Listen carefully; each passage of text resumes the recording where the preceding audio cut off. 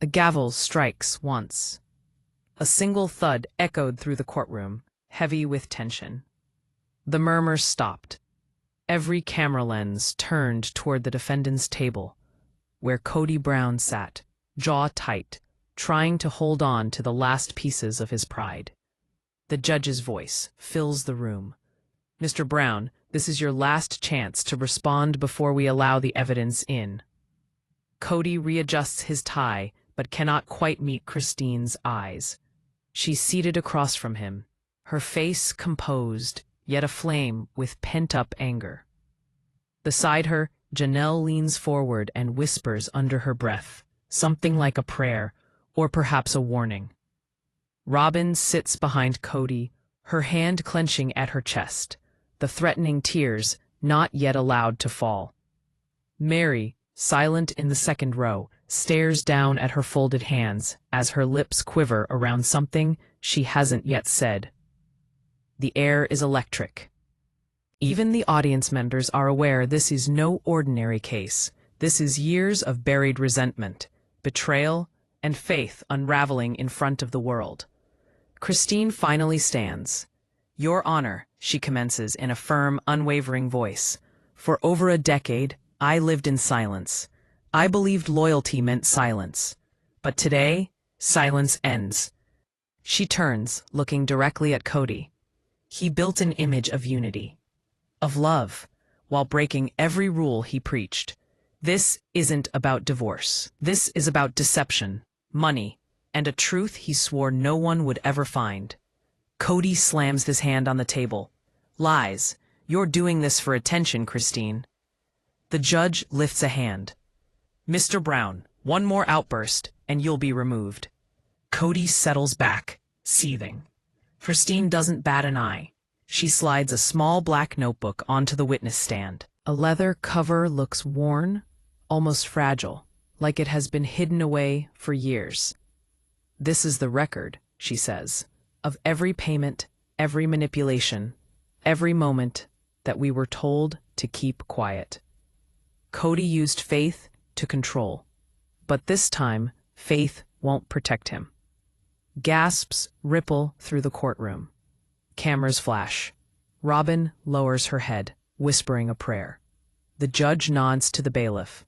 "Admit the notebook into evidence." Kody looks around the courtroom like a cornered man. His voice breaks as he mutters, "You have no idea what you're doing." Christine's eyes glint. "No, Kody, I know exactly what I'm doing." Flashback. Narration slows and becomes soft and personal. We see Christine, months before the trial, sitting by a window at home, staring out at the red hills of Utah. She's holding the same notebook. Her hands shake. The camera zooms in. Names, dates, bank accounts, secret meetings. Her voice overlays the memory.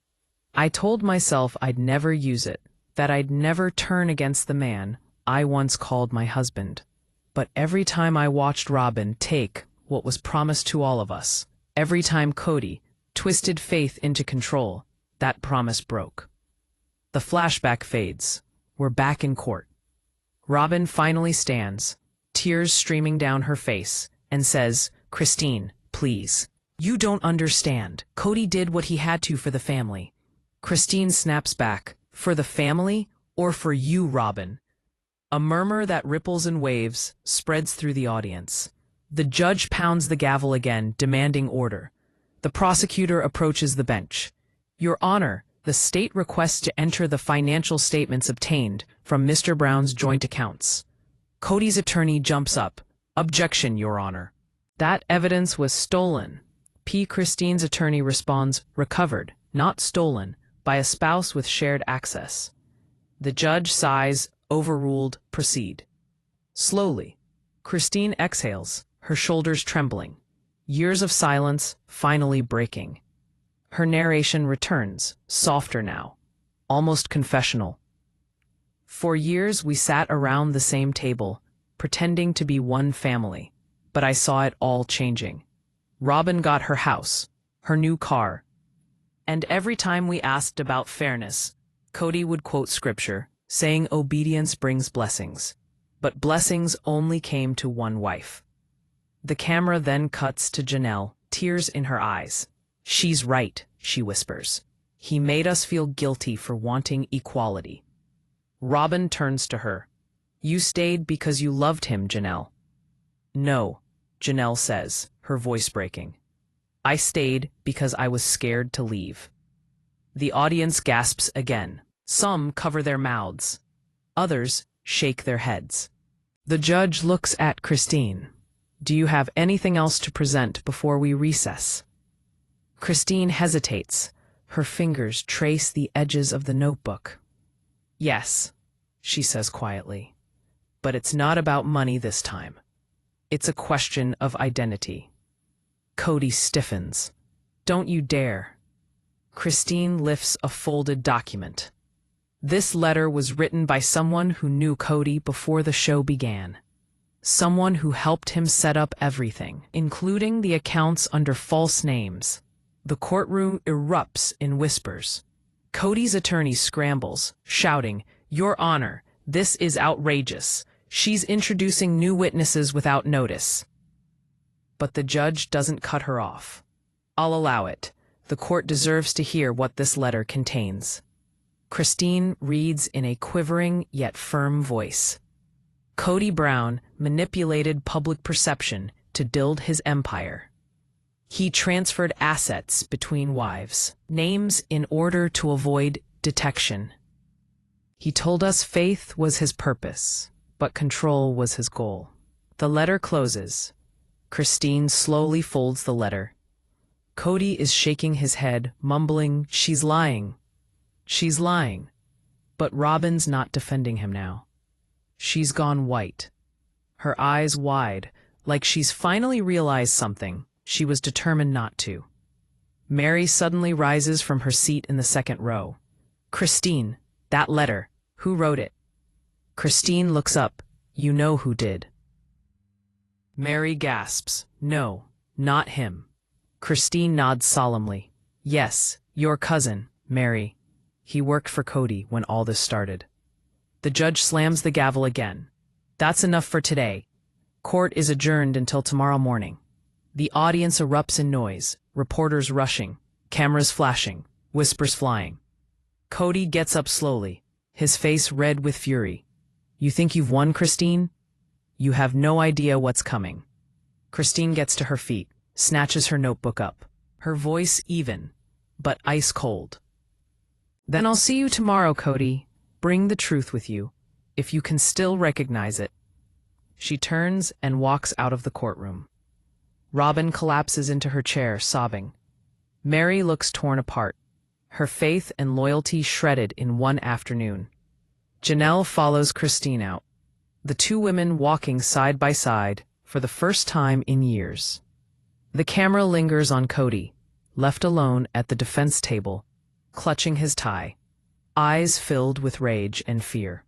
Morning light filters in through the courthouse windows, soft but cold, like that type of light which exposes everything it touches. The second day of Brown versus Brown gets underway. Already, the air feels heavier than the day before. Christine walks in first. She doesn't look back at the cameras, doesn't wave. Her face says it all. Today isn't about spectacle. It's about survival. Janelle follows her out, carrying a stack of folders. Behind them, Robyn enters slowly, her swollen eyes hidden behind dark sunglasses.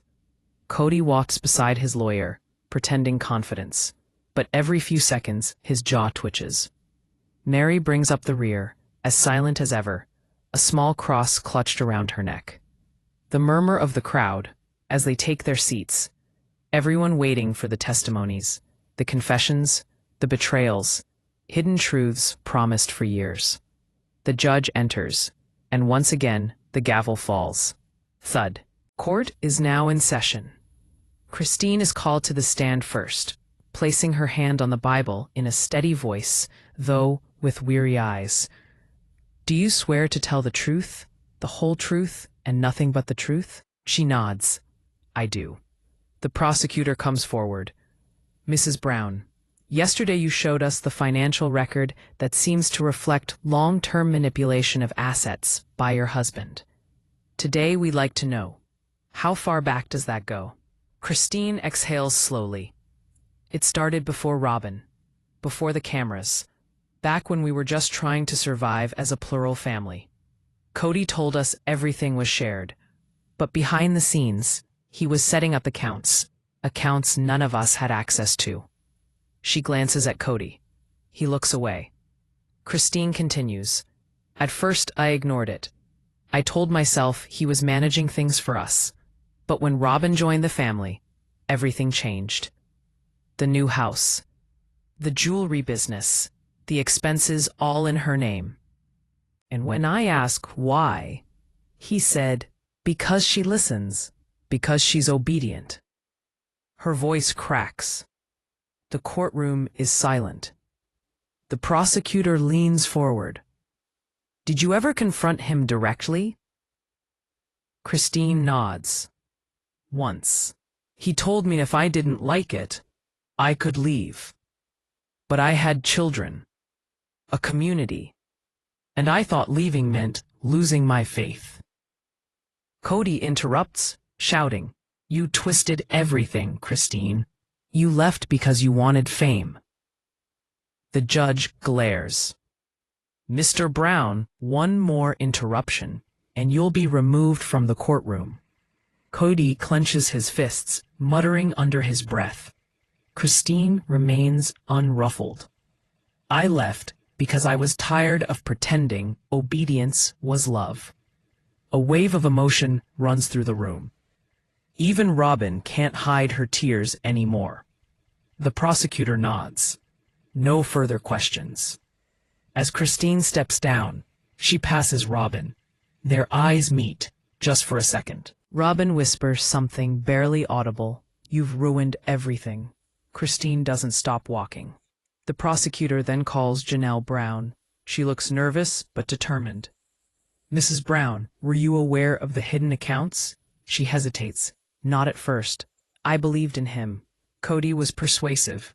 "He always made us feel like questioning him was sinning. But after a while, I started noticing things. Payments that didn't add up. Credit cards with our names, but different addresses." Her lawyer produces bank records before the court. "These papers reflect multiple joint accounts under aliases, correct?" Janelle nods. "Yes. He said it was for privacy. I believed him, until the bills started coming to Robyn's house instead of mine." The crowd gasps. Robyn hangs her head and whispers prayers. Kody flushes red. "That's not true. She's lying too." The judge raises the gavel once more, but doesn't strike it.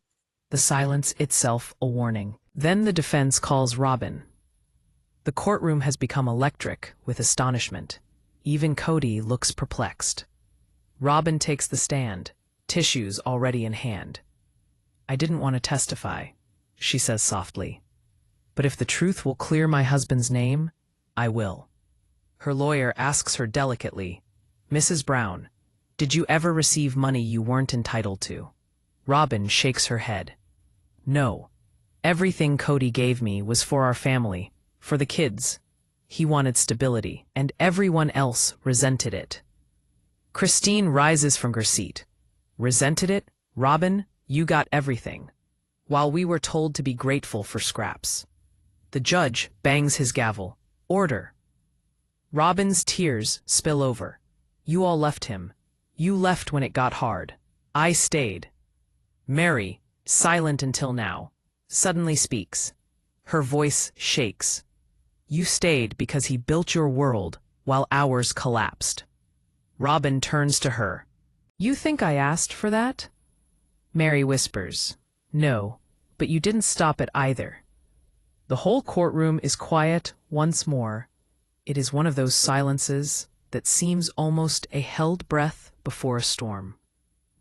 The prosecutor again approaches the witness stand. "Mrs. Brown, one last question. Do you know about the document introduced yesterday? The one written by Meri's cousin?" Robyn freezes. "No. I mean, I heard about it, but..." "Did you ever meet him?" Robyn hesitates. Once, Kody brought him over to help with paperwork for our business, but I didn't know that he kept contact after that. The prosecutor exchanges a look with Christine's attorney. That's all. Robyn leaves the stand in tears, clutching her scarf like it's the only thing holding her together. Kody gets up suddenly, disregarding his lawyer's warning. You all think you're saints? You think I'm the villain here? You wanted freedom, I gave it to you. And now you drag our faith through the mud for attention. The judge's patience snaps. Mr. Brown, sit down at once. But Kody doesn't budge. No, they don't know the truth. He addresses the judge. They're hiding things too, things they never told anyone. Christine's lawyer crosses his arms. And what might those be, Mr. Brown? Kody points directly at Meri. Ask her. Ask Meri about the phone calls, about what she did behind our backs. Meri's face bleaches of color. The courtroom erupts into whispers. The judge pounds the gavel again. Enough! We'll take a short recess. The reporters surge toward the exits, calling out questions. Meri is frozen, looking at Kody, tears welling up in her eyes.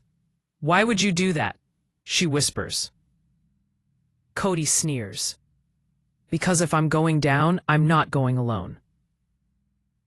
He straightens his shoulders as he exits the courtroom, leaving her trembling. Christine watches, her expression softening. She walks over slowly. Meri, what did he mean? Meri doesn't answer. Her lips move, but no words come out.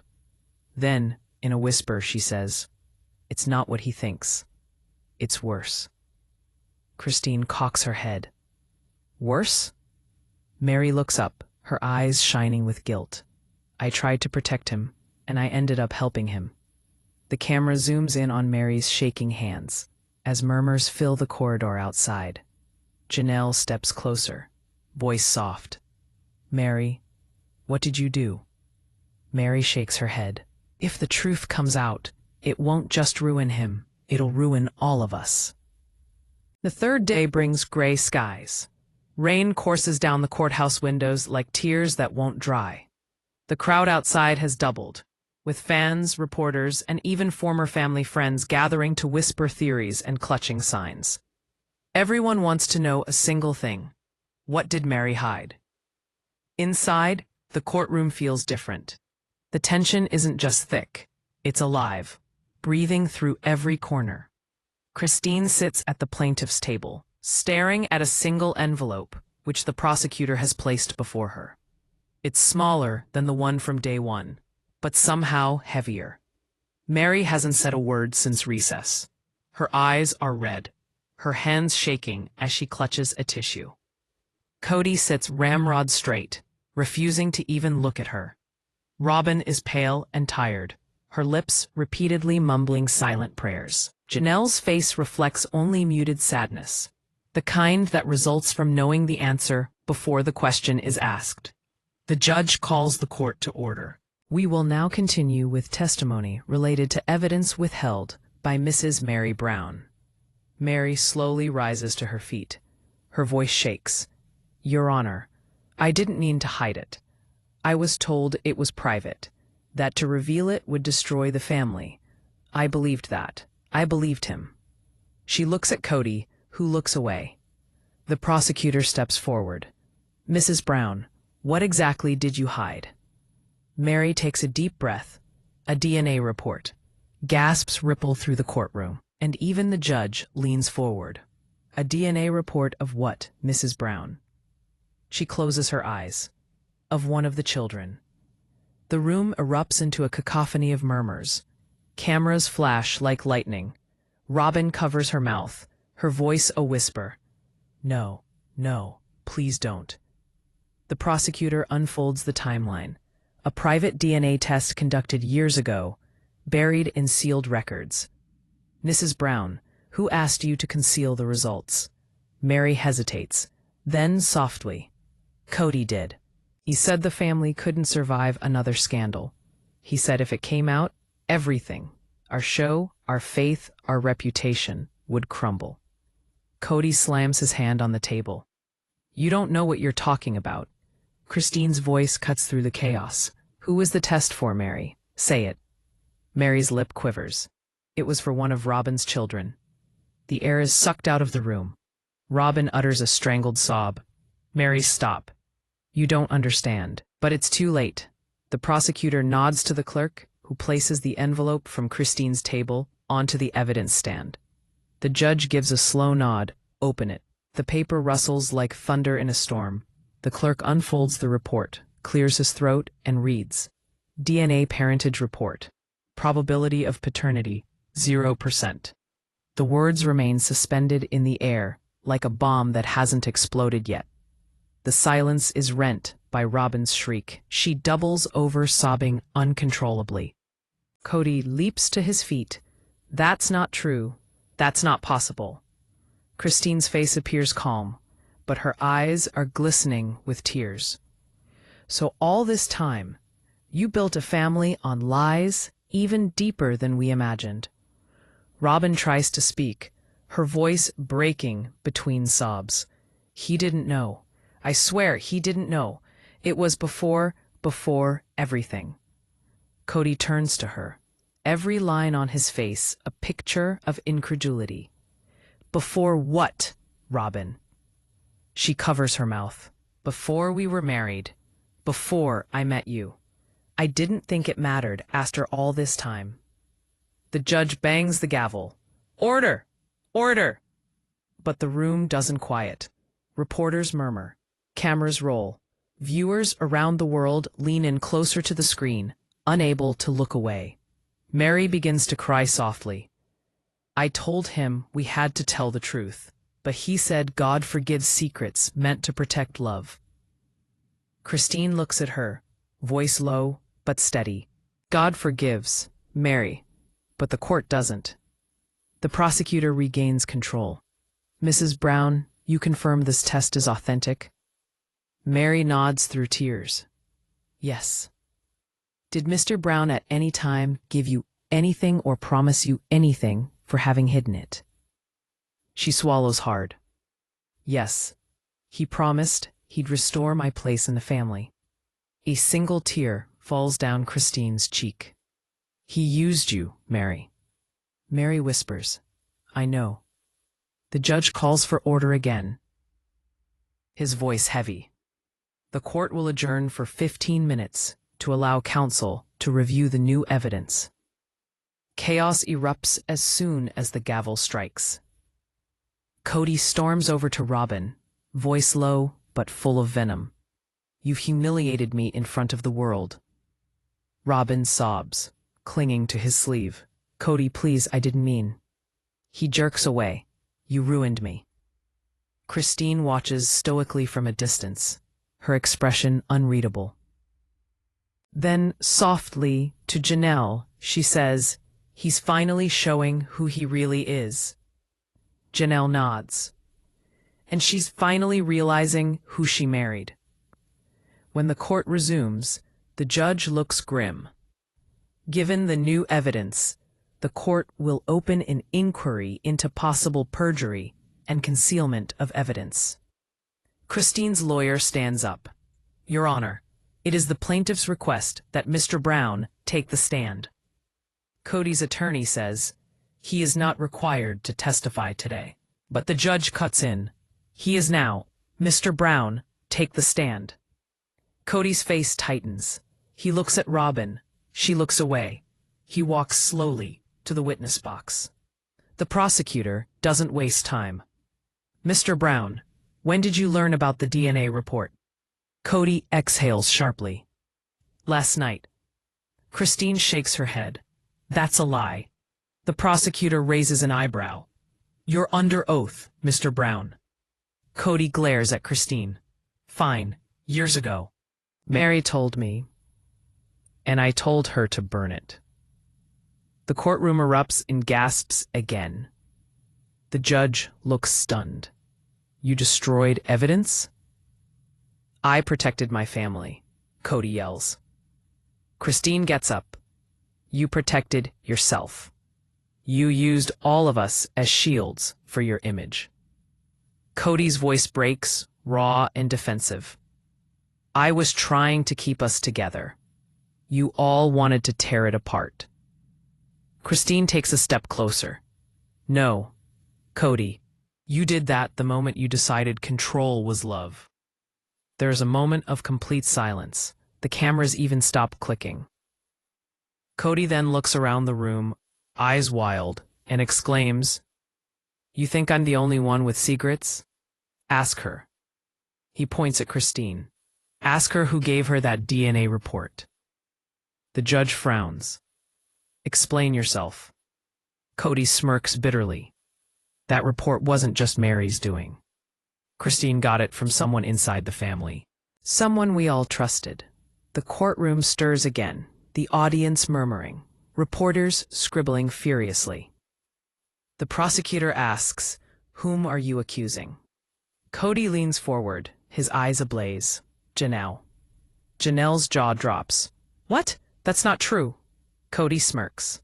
Then why were you in contact with Meri's cousin months before this trial started? Christine's eyes dart to Janelle. Wait, is that true? Janelle looks trapped, trembling. Yes, but it wasn't betrayal. It was protection. Protection from what? Christine demands. The tears well up in Janelle's eyes. From what's coming next. The courtroom falls silent once more. The air in this courtroom is heavy, as if even the oxygen itself held secrets no one dare breathe. After the bombshell DNA reveal, no one moves.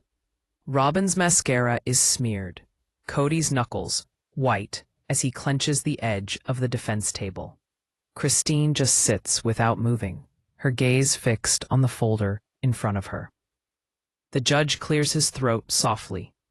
The court will now hear the closing testimonies prior to final statements. His voice quivers, because even he did not hold himself immune to the chaos that was slowly unfolding before him. Meri rises to her feet slowly, her steps slow, almost trembling. The woman who was silenced, pushed aside, and forgotten, commands the space now with a quiet power of truth. She turns toward the judge, then turns toward Kody. I wasn't going to say anything, she starts softly. But watching this, all of this unravel, I can't carry it anymore. Kody frowns. Meri, this isn't the time. It's exactly the time, she cuts in sharply, her voice cracking just slightly. You built this family on the illusion of faith and loyalty.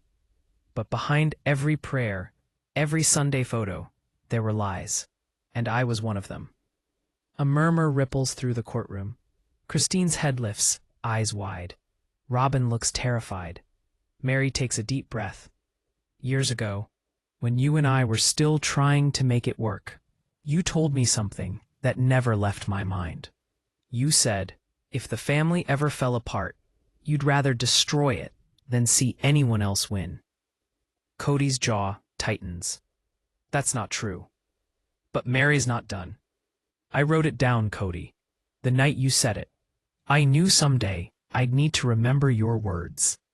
She reaches into her bag and pulls out an old, folded letter. You were planning to use that custody battle not to protect the kids, but to control them.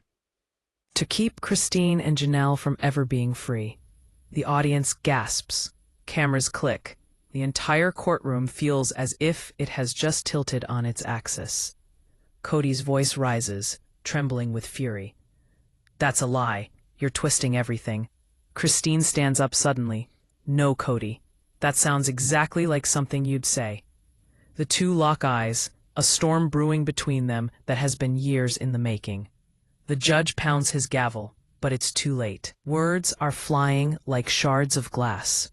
Christine steps forward, her voice trembling, yet firm. You've manipulated all of us. You made us feel guilty for wanting happiness, for wanting respect. But now everyone sees it. The control, the lies, the fear. It's all right here. She points to the letter in Meri's shaking hand. Robyn sobs quietly, clutching her tissue.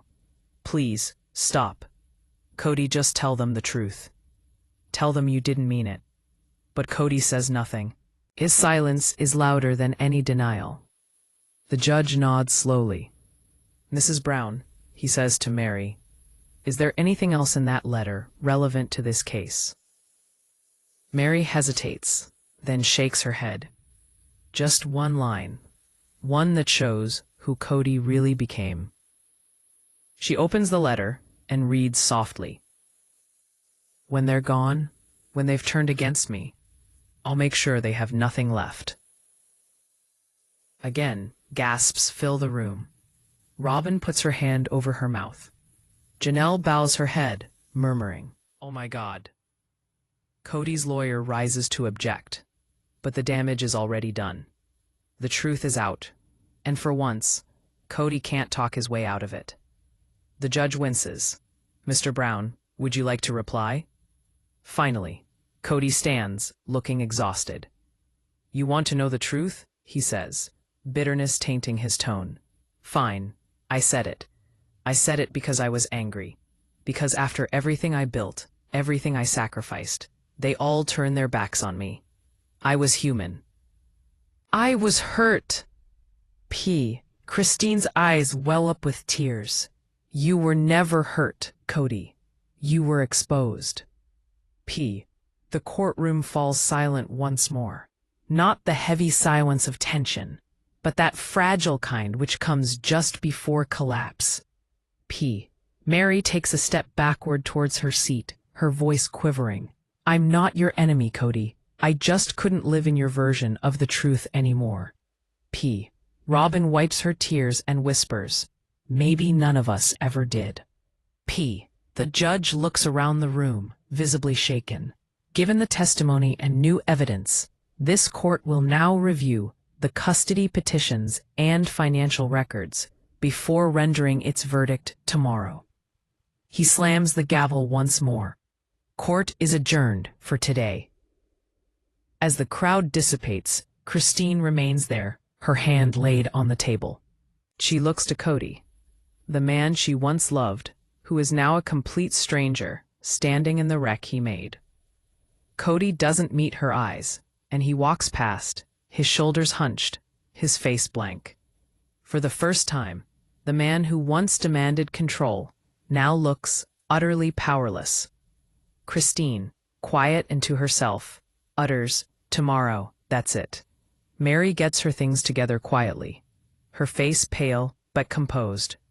Robyn stands near the door, hesitates, and seems torn between two worlds, the one she was defending and the one that's falling apart. Janelle approaches Christine, her voice low. You did the right thing. Christine nods, but her eyes shine. It doesn't feel like it. Janelle sighs.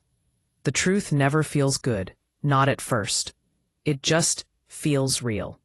The camera of an imaginary documentary pans over the empty courtroom. The papers left behind, a glass of water half full, the faint echo of the gavel still hanging in the air. Somewhere in that silence, there's the sense that the worst is still to come. Because when truth finally breaks free, it doesn't just shatter the lies. It burns everything they ever built together. Morning sunlight filters through the high courtroom windows, but it is cold, almost cruel. The benches are packed again, cameras flashing, whispers echoing. Today isn't just about law or justice. Today is Judgment Day for the Browns. Her fingers interlocked, eyes focused on the judge's bench. Janelle sits quietly beside her, face pale but steady. Across the aisle, Robyn looks fragile, clutching her rosary tightly. Kody, in a dark suit, stares at the floor. The man who once commanded every room now looks like he's drowning in his own silence. The judge walks in, papers in hand, his expression unreadable. The court has reached a decision, he begins. The room quiets instantly. Based on testimony, evidence, and confessions presented, the court finds grounds for full custody transfer to Kody Brown. The words hit like thunder. Gasps resound in the room. Kody's eyes widen, her tears streaming down her cheeks already. She covers her mouth, as if she cannot breathe for a second. Kody looks up, face pale, rage flickering behind his shock. The judge further says, this court also recognizes what has happened within the family structure as emotional and psychological manipulation. The financial review is a separate one, but today, Mrs. Kody Brown will have full parental rights. Kody slams his fist on the table. You can't do this. His voice trembles with desperation. You're taking my family away because of lies. Kody slowly turns toward him, and her calm voice cuts like a knife. No, Kody. You lost your family the moment you stopped seeing us as people and started seeing us as property. The judge pounds his gavel. Order. Mr. Brown, one more outburst and you will be removed from this court. Robyn takes hold of Kody's arm. Please stop, she whispers, her face wet with tears. It's over. Kody shakes his head. No, Robyn, it's not over. They've turned you against me too. He points to Kody and Janelle. They planned this. They wanted to humiliate me. Kody's face turns hard. We didn't have to plan a thing, Kody. You did it all yourself, the type that follows a truth too painful to argue with. The judge clears his throat. Before we close, the court will hear final statements. Mrs. Brown, would you like to speak? Kody rises slowly. Her voice trembles at first, then steadies. For years I prayed for peace. I prayed for love, for unity. But what I learned is that peace doesn't come from pretending everything's okay. It comes from telling the truth, even when it destroys you. I didn't come here to destroy Kody.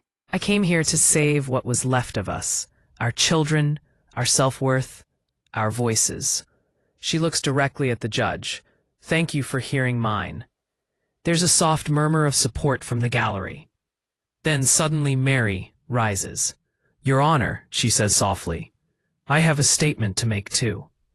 The judge nods. Proceed. Meri turns toward Kody, eyes glistening. I spent years trying to earn your love, your approval. I gave you every part of me, until there was nothing left. But today, for the first time, I feel free. Not because Kody won custody, not because of what the court said, but because I finally stopped waiting for you to choose me.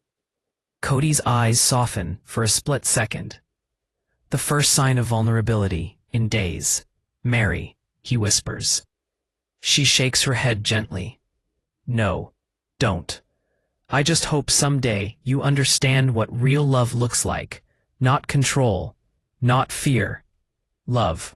The judge nods solemnly. This court recognizes the bravery of those who chose truth over silence. Case dismissed. The gavel falls for the final time. The noise in the courtroom swells, reporters rushing, cameras flashing, the low hum of disbelief. But Kody doesn't move. She sits quietly, tears of relief streaming down her cheeks. Janelle places a hand on her shoulder. You did it, she whispers. Kody looks to the back, where her children sit. They're crying too. Tears of relief, not pain. For the first time in years, they feel safe. Robyn stands near the door, still shaking. She looks at Kody. Her voice is barely a whisper. I never wanted it to end like this. Kody nods softly. None of us did. Kody hangs back, his eyes darting around like a man who suddenly realizes the empire he had built just turned to dust. He gazes at the witness stand, still empty, The sane place truth unceremoniously stripped him of everything. He mutters almost to himself, "I gave everything to this family." And from across the room, Janelle's voice answers, quiet but firm, "No, Kody, you took everything and expected us to thank you for it." He freezes, the words hitting him harder than any verdict ever could. Outside, the steps of the courthouse are filled with reporters. Christine steps out into the sun, and the crowd roars with questions. But she doesn't say a word. She simply closes her eyes to let the sun warm her face. The light feels different today. Free. Meri and Janelle follow her. The three women standing together. A quiet sisterhood, reborn not through marriage, but through survival. Robyn lingers behind, torn between guilt and loyalty, before slowly walking toward them. Christine looks at her with soft eyes. "You don't have to take any more sides, Robyn. Just choose peace." Robyn nods weakly, tears spilling again. For a moment, the four stand together, broken, battered, but free. Inside, Kody watches from the courtroom window, alone. The sound of the gavel still echoes in his ears. For the first time, the man who always needed control has none. Not over the court, not over his wives, not over his fate. The camera fades on him staring at the empty seats where his family once sat, now gone. Outside, the steps of the courthouse are swarming with reporters. Christine steps out into the sunlight, the crowd roaring with questions. She doesn't speak. She simply closes her eyes, letting the sun warm her face. The light feels different today, free. Meri and Janelle follow her, the three women standing together, a quiet sisterhood reborn, not through marriage, but through survival. Robyn lingers, caught by guilt and loyalty before slowly walking up to them.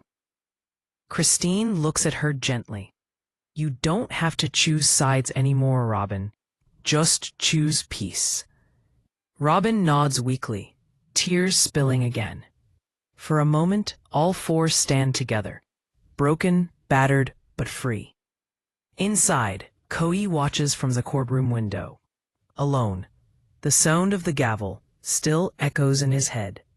For the first time, the man who had always needed control has none. Not over the court. Not over his wives. Not over his fate. The camera fades on him, staring at the empty seats where his family once sat, now gone.